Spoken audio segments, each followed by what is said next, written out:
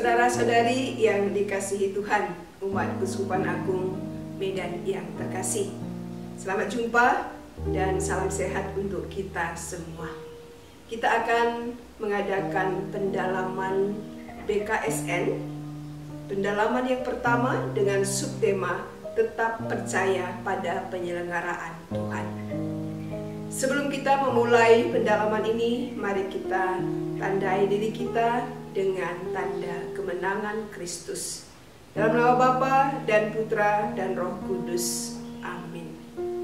Saudara-saudari yang terkasih, kita sudah memasuki bulan September. Gereja Katolik Indonesia telah menetapkan bulan September sebagai bulan Kitab Suci Nasional atau yang biasa disingkat dengan BKSN. Bulan September dipilih sebagai bulan Kitab Suci Nasional dimaksudkan untuk menghormati Santo Hieronymus, seorang tokoh gereja yang sungguh memberi perhatian pada Kitab Suci. Ia adalah penerjemah Kitab Suci dari bahasa Yunani ke dalam bahasa Latin. Kedekatannya pada Kitab Suci telah melahirkan semboyan terkenal yang berbunyi tidak mengenal Kitab Suci, tidak mengenal Kristus. Kematiannya diperingati oleh gereja setiap tanggal 30 September. Tujuan dari BKSN ini adalah untuk semakin mendekatkan Kitab Suci kepada umat, sehingga umat semakin mengenal Allah dan semakin mengimaninya. Maka untuk mencapai tujuan ini, umat beriman diajak untuk memberi perhatian secara khusus pada Kitab Suci lewat membaca dan merenungkan isinya. Untuk membantu arah permenungan kita, kami dari Komisi Kerasulan Kitab Suci Keuskupan Agung Medan menyediakan bahan pendalaman yang mana tema dan subtemanya dirumuskan berdasarkan fokus pastoral keuskupan yang sedang didalami. Tahun 2020, fokus pastoral Keuskupan Agung Medan tentang keluarga sejahtera. Tema BKSN yakni membangun keluarga Katolik sejahtera seturut Kitab Suci di tengah pandemi COVID-19. Karena wabah COVID-19 tahun lalu, pendalaman tema BKSN didalami di keluarga bersama dengan anggota keluarga atau komunitas kita. Hal-hal yang ditekankan lewat pendalaman tahun lalu yakni tentang meningkatkan semangat kerja, perlunya memperhatikan kesejahteraan jasmani dan rohani, pengembangan diri, dan keikutsertaan dalam membangun kesejahteraan bersama. Tahun 2021, fokus pastoral masih tentang keluarga sejahtera. Uskup Keuskupan Agung Medan telah menetapkan bahwa fokus pastoral 2021 masih tentang keluarga sejahtera. Karena banyak program dalam rangka mewujudkan keluarga sejahtera belum bisa atau belum maksimal dilaksanakan karena gangguan yang disebabkan oleh COVID-19. Jadi tema BKSN 2021 masih dirumuskan berdasarkan fokus pastoral keluarga sejahtera. Adapun tema BKSN 2021 yakni memperjuangkan kesejahteraan dalam situasi sulit seturut Kitab Suci. Tema ini berbeda dengan tema yang dikeluarkan oleh Lembaga Biblika Indonesia karena keuskupan kita lebih fokus kepada fokus pastoral Keuskupan Agung Medan yakni keluarga sejahtera. Adapun tema yang dikeluarkan oleh LBI adalah Yesus sahabat seperjalanan kita. Seperti biasa, tema BKSN dibagi ke dalam 4 subtema dan didalami dalam 4 kali pertemuan. Keempat subtema yang akan didalami yakni pertama, tetap percaya pada penyelenggaraan Tuhan. Kedua, berani dan bijaksana. Ketiga, bekerja sama dengan ketulusan hati. Dan yang keempat, membangun persaudaraan dengan semua orang. Pada kesempatan ini, kita akan mendalami subtema yang pertama, yakni tentang tetap percaya pada penyelenggaraan Tuhan. Untuk mendalami subtema ini, kita akan menimba inspirasi dari sabda Allah yang dikutip dari Injil Matius bab 1 ayat 18 sampai ayat 24. Maka marilah kita mohon terang Roh Kudus menerangi hati dan budi kita agar kita mampu memahami sabda Tuhan yang akan kita renungkan.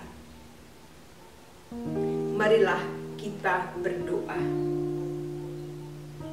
Allah Bapa penyelenggara hidup kami bersyukur karena kami boleh kembali memasuki bulan Kitab Suci Nasional, yakni pada bulan September ini. Dalam rangka inilah kami berkumpul pada kesempatan ini, yakni untuk mendalami sabda-Mu yang tertuang dalam Kitab Suci. Kami hendak menimba kekuatan dari sabda-Mu yang akan kami gunakan dalam rangka memperjuangkan kesejahteraan hidup kami. Kami mohon, berkatilah kegiatan ini agar berjalan dengan baik. Terangilah hati dan budi kami dengan terang Roh Kudus-Mu, agar kami mampu memahami sabda-Mu dan meresapkannya di dalam hati kami. Ini kami sampaikan kepadamu dengan perantaraan Kristus Tuhan kami. Amin.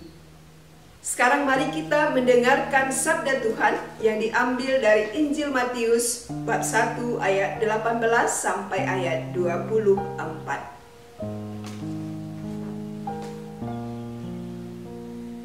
Kelahiran Yesus Kristus adalah seperti berikut.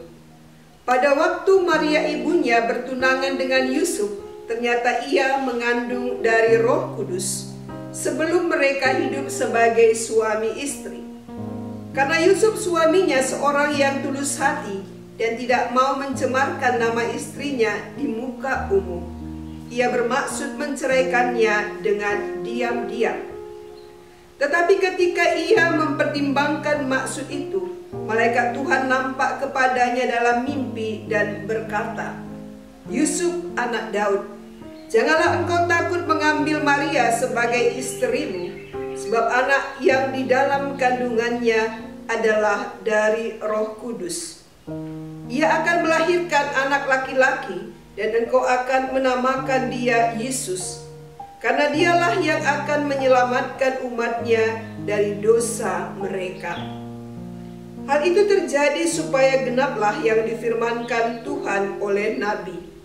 Sesungguhnya anak darah itu akan mengandung dan melahirkan seorang anak laki-laki, dan mereka akan menamakan dia Immanuel, yang berarti Allah menyertai kita.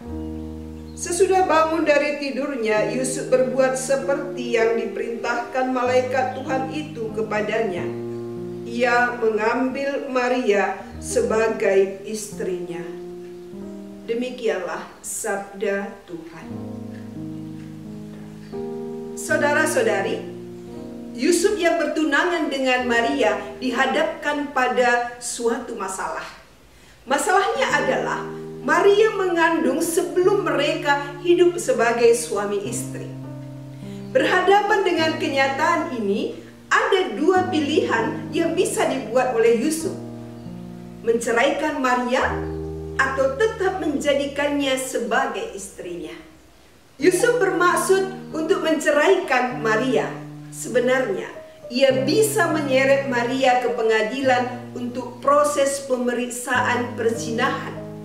Dan ini tentu akan membahayakan hidup Maria, sebab ia bisa dihukum mati karena suatu tuduhan perzinahan. Namun Yusuf tidak memilih jalan itu. Ia mengutamakan belas kasih dengan memilih menceraikan Maria secara diam-diam, sehingga tidak mencemarkan nama Maria di depan umum. dan juga menghindarkan Maria dari kemungkinan hukuman mati. Ketika Yusuf masih mempertimbangkan maksudnya, malaikat Tuhan nampak kepadanya melalui mimpi dan meminta agar Yusuf membatalkan niatnya. Malaikat menjelaskan bahwa anak yang dikandung oleh Maria adalah dari Roh Kudus, bukan dari suatu perzinahan, dan anak itu kelak akan menyelamatkan umatnya dari dosa.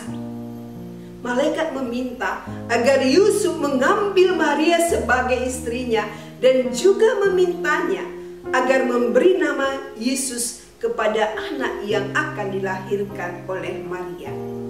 Yusuf percaya terhadap perkataan Allah yang disampaikan melalui malaikat, dan kepercayaannya itu diwujudkan dalam ketaatan melakukan perintah Allah.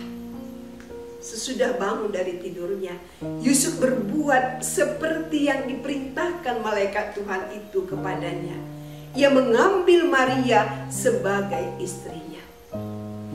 Kita semua tentu pernah atau barangkali tak jarang dihadapkan pada suatu masalah, mulai dari masalah yang kecil sampai pada masalah yang besar. Masalah yang paling besar saat ini dan dialami oleh semua orang adalah munculnya virus COVID-19. Kita semua tentu sudah merasakan berbagai masalah yang timbul karena wabah COVID ini. Banyak orang yang terinfeksi virus harus diisolasi, menjalani perawatan, bahkan ada yang pada akhirnya meninggal dunia. Perekonomian menjadi terganggu karena pembatasan terjadi PHK. Kegiatan sekolah terganggu, kegiatan adat dan keagamaan juga demikian, dan masih banyak lagi masalah lainnya. Ketika berhadapan dengan masalah-masalah, kita harus senantiasa melibatkan Tuhan dalam penyelesaiannya. Kita harus percaya bahwa Tuhan akan membantu kita menyelesaikan masalah-masalah kita, sebesar apapun masalah itu. Lebih dari itu, kita juga harus berusaha menemukan atau menyelami maksud Tuhan di balik masalah-masalah yang kita hadapi. Boleh jadi, di balik masalah yang kita hadapi, sesungguhnya Tuhan sedang merencanakan hal baik untuk kita. Misalnya, munculnya COVID-19 telah mendidik orang untuk hidup lebih bersih dan sehat, mendorong orang tua untuk lebih terlibat dalam pendidikan anak. Budaya saling tolong-menolong semakin meningkat, dan orang-orang semakin kreatif. Ada hikmat di balik setiap masalah yang kita hadapi. Janganlah kiranya karena masalah yang kita alami, apalagi jika masalah tak kunjung habis, membuat kita menjadi tidak percaya lagi kepada penyelenggaraan Tuhan. Jika kita masih percaya pada penyelenggaraan Tuhan, maka kita akan dimampukan untuk menghadapi masalah-masalah kita. Jika kita mampu mengatasi masalah-masalah kita, itu petanda bahwa kita masih hidup sejahtera. Maka menjadi permenungan bagi kita yang pertama, adakah pengalaman kita yang mirip dengan yang dialami oleh Yusuf? Yang kedua, bagaimana kita menghadapi masalah-masalah yang terjadi dalam hidup kita? Yang ketiga, apakah kita percaya dan menyadari bahwa Tuhan mendampingi kita saat kita mengalami masalah? Dan yang keempat, adakah kita berusaha untuk menyelami atau menemukan maksud Tuhan di balik masalah-masalah yang kita hadapi? Silakan saudara-saudari merenungkan keempat pertanyaan refleksi ini. Setelah itu, silakan saudara-saudari juga menentukan aksi apa yang akan dilakukan sebagai perwujudan dari pesan pertemuan pertama ini. Saudara-saudari bisa juga melaksanakan aksi yang ditawarkan berikut ini. Yang pertama, setia berdoa untuk memohon penyertaan Tuhan dalam hidup, terlebih ketika sedang mengalami masalah. Dilaksanakan setiap hari, khususnya pada pagi dan malam hari. Kedua, setiap hari selama 1 minggu mendoakan setiap orang yang sedang ditimpa masalah agar tetap percaya pada penyelenggaraan Tuhan. Dan yang ketiga, mendoakan doa harapan dari puji syukur nomor 22 atau Mada Bakti nomor 9C, dan doa kepada Santo Yosef dari Mada Bakti nomor 49 setiap hari sebelum tidur atau setidaknya sekali dalam seminggu. Saudara-saudari, setelah kita mendengarkan sabda Tuhan, sekarang mari kita mohon agar Tuhan memampukan kita mewujudkan pesan sabdanya dalam hidup kita. Marilah berdoa. Allah Bapa yang Maha Kasih, kami bersyukur kepadamu atas penyertaan-Mu selama kegiatan pendalaman ini. Kami juga bersyukur atas sabda-Mu yang boleh kami renungkan. Tambahkanlah iman di dalam diri kami, sehingga kami semakin percaya pada penyelenggaraan-Mu, khususnya ketika kami berhadapan dengan masalah-masalah yang terjadi dalam hidup kami. Semoga kami kuat dan mampu menghadapi setiap masalah hidup kami karena mengandalkan Engkau. Dan semoga kami juga mampu menemukan rencana-Mu di balik setiap masalah yang kami alami. Bantu kami agar mampu mengamalkan sabda-Mu yang telah kami renungkan dalam hidup kami, terutama dalam rangka memperjuangkan kesejahteraan hidup kami. Bantu pula kami untuk melaksanakan aksi atas pertemuan pertama ini. Ini kami sampaikan kepadamu dengan perantaraan Kristus Tuhan kami. Amin. Dalam nama Bapa dan Putra dan Roh Kudus. Amin. Saudara-saudari yang terkasih, dengan demikian pendalaman kitab suci pada pertemuan yang pertama ini telah selesai. Salam sejahtera bagi kita semua.